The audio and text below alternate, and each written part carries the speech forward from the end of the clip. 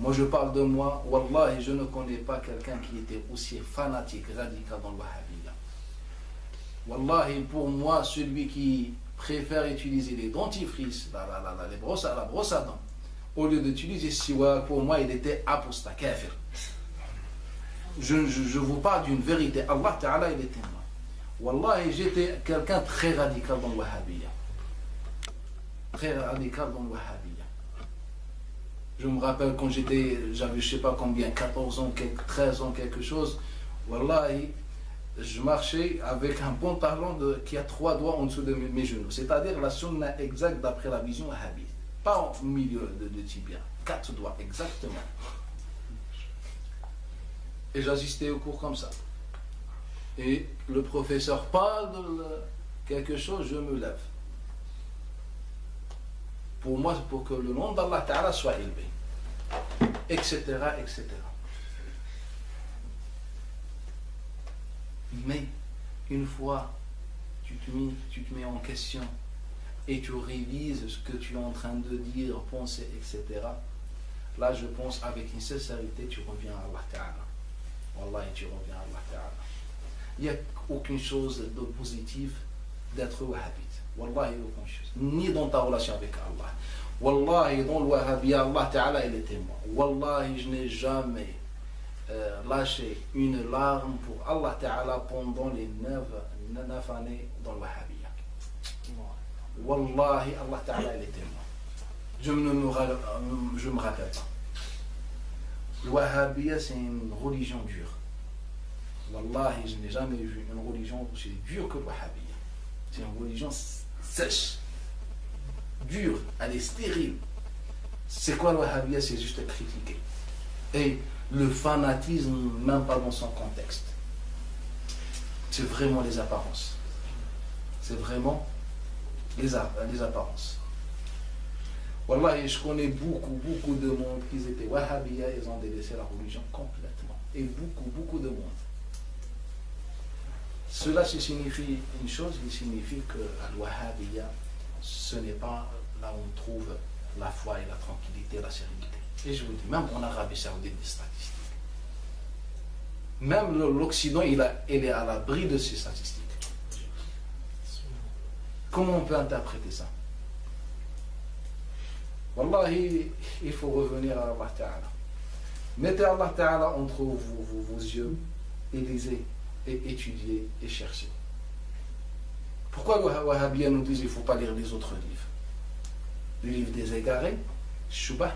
Celui qui a la vérité n'a pas peur.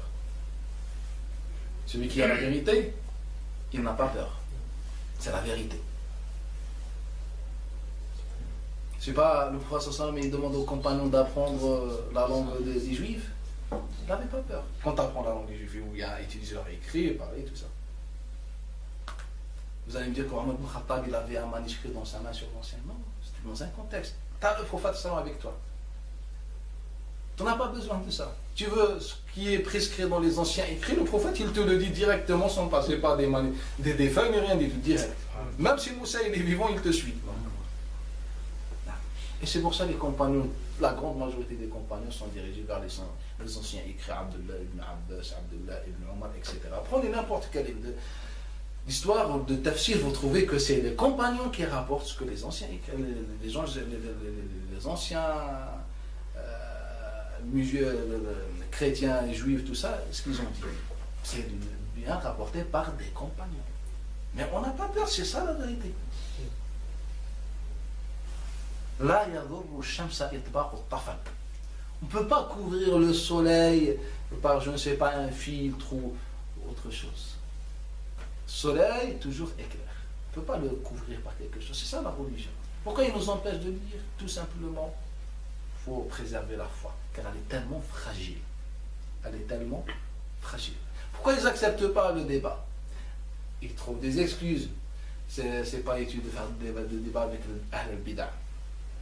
Avec Ahl al-Bida. C'est une excuse pour faire un débat.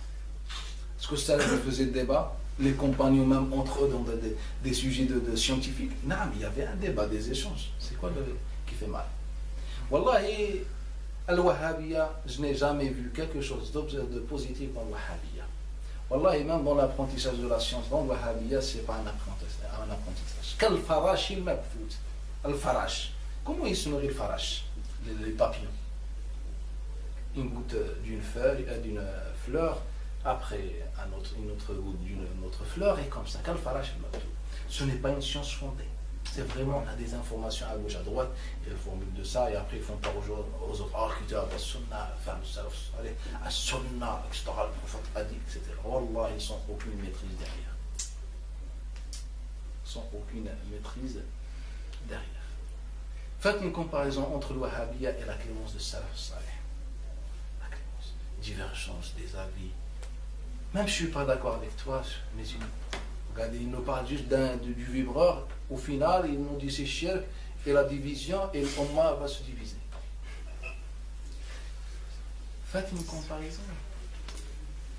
Wallah, et ce comportement, vous le trouvez dans tous leurs livres de fiqh.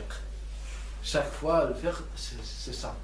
C'est shirk, firqa, najiyah, et tawhid, l'unification. Quel rapport entre le fiqh et najiyah ou le tawhid et la...